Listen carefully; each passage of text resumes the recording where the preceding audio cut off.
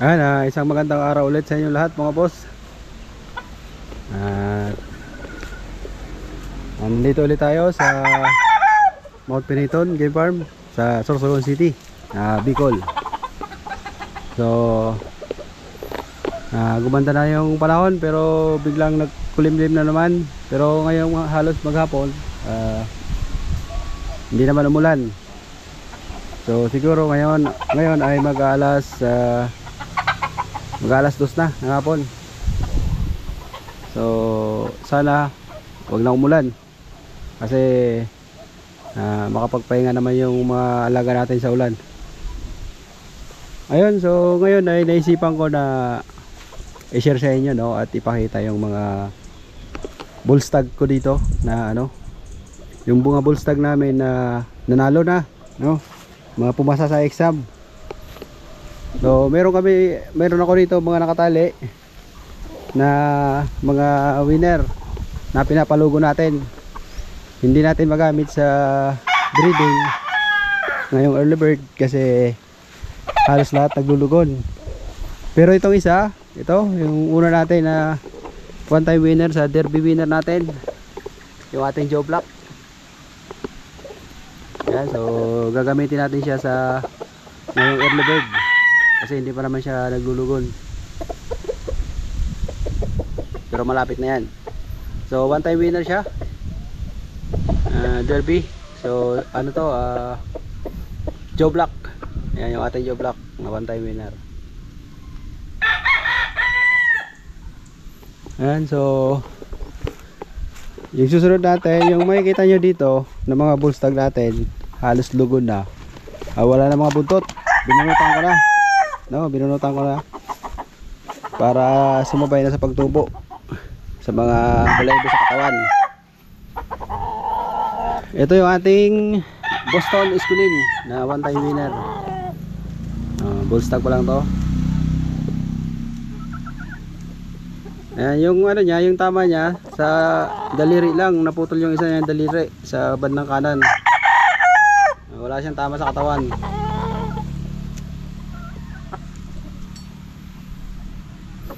So kung gusto niyo makita yung mga laban nito, panoorin niyo sa Bilibili, no? I-search niyo lang yung Mount Piniton.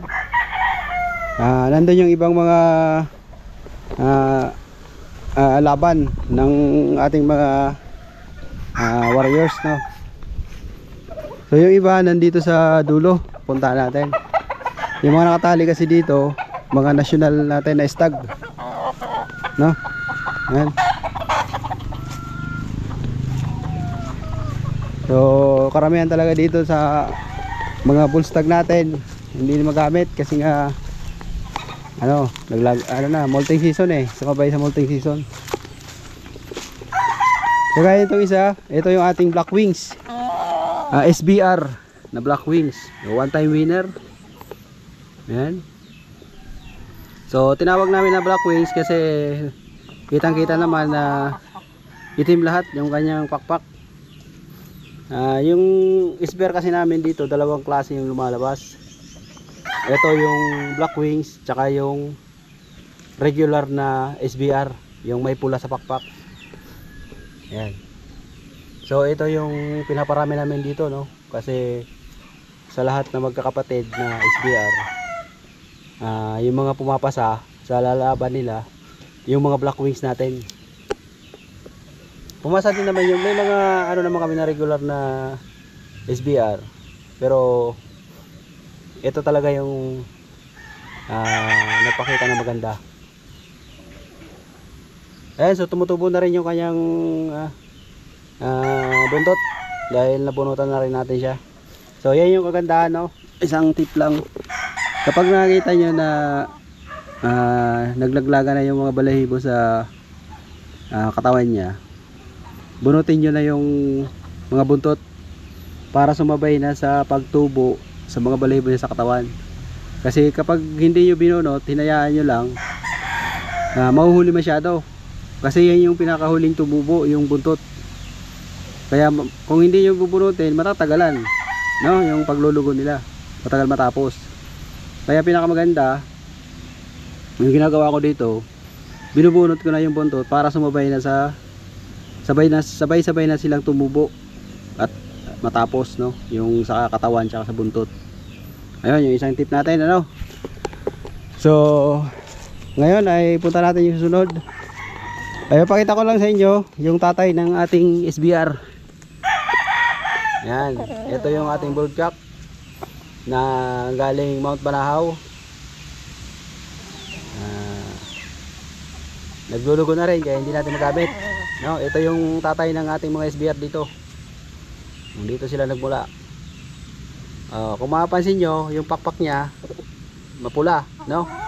Maraming pula. Yung iba niyang anak talagang black wings lang talaga. Ayan. So yung susunod natin, meron tayo dito 5K sweater na one time winner. Isa ring bull stag, no? Halos magkakasing edad dito yung mga winner natin.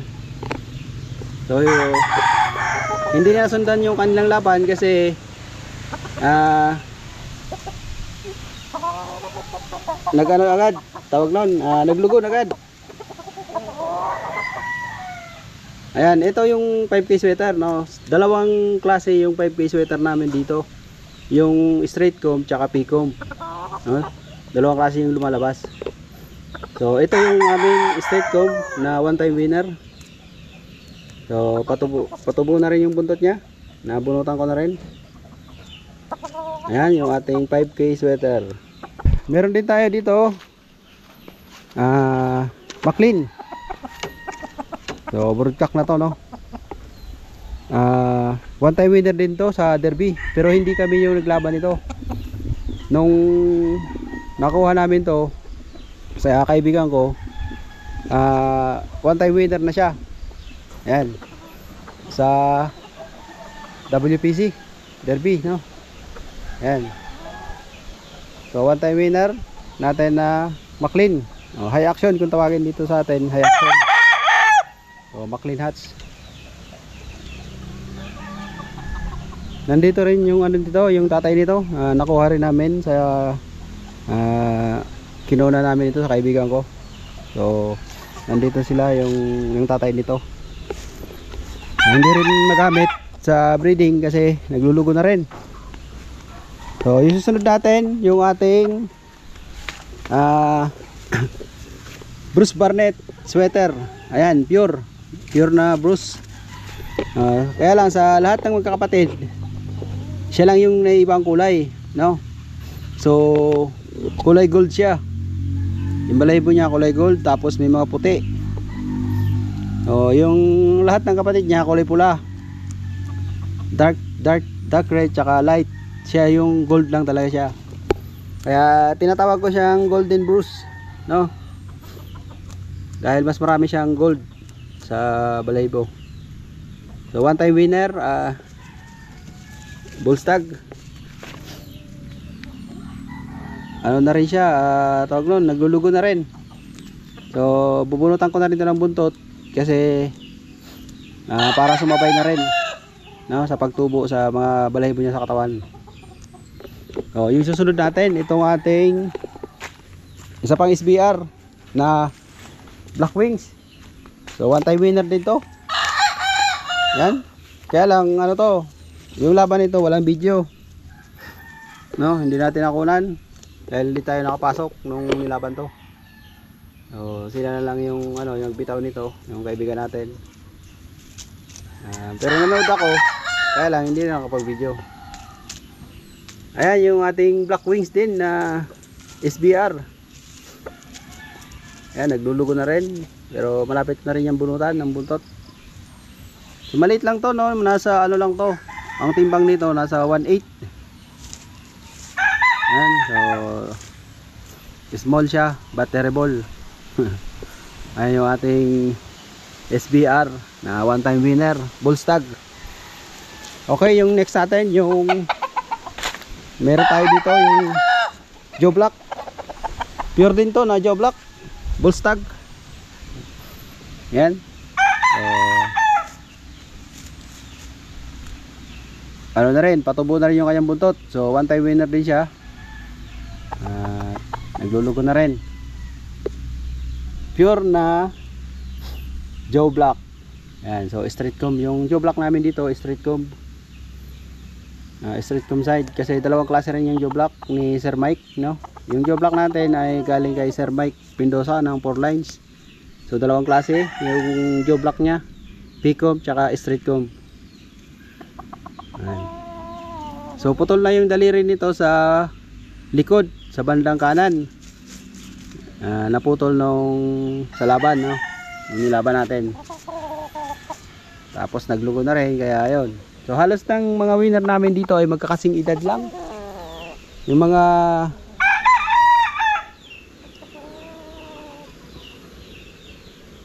ayun, so yung iba wala dito, no. Yung iba nandun sa kabila, no.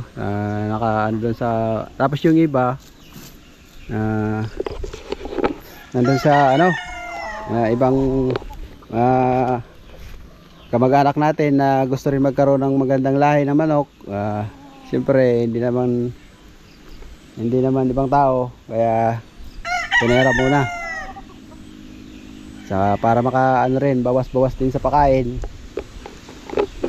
Ang daming pinapakain, magastos masyado. Ayun, so hanggang dito lang muna, no, ang ating video. Pinakita ko lang sa inyo yung ibang ano natin. At sa mga gusto palang magtanong, no? Sa mga gusto magtanong, ilalagay ko diyan sa screen yung aking Facebook, no? Yung aking Facebook account. So mag-message lang kayo sa akin. At pati yung number ko ilalagay ko din. Tumawag na lang kayo o ano kung may katanungan kayo, kung mga gustong pumili, no. May nagtanong sa atin sa comment na kung may mga bull stag o may binibenta, so kung magkano. So yun, mag-message na lang po kayo sa Facebook, tsaka ilalagay ko rin yung aking number, no. So ayun, maraming salamat sa patuloy na panonood. Shout out sa inyo lahat, sa mga nagpa-shoutout. Hindi ko na maano yung pangalan, matandaan. Busy tayo. So ayun, maraming salamat at hanggang dito lang muna.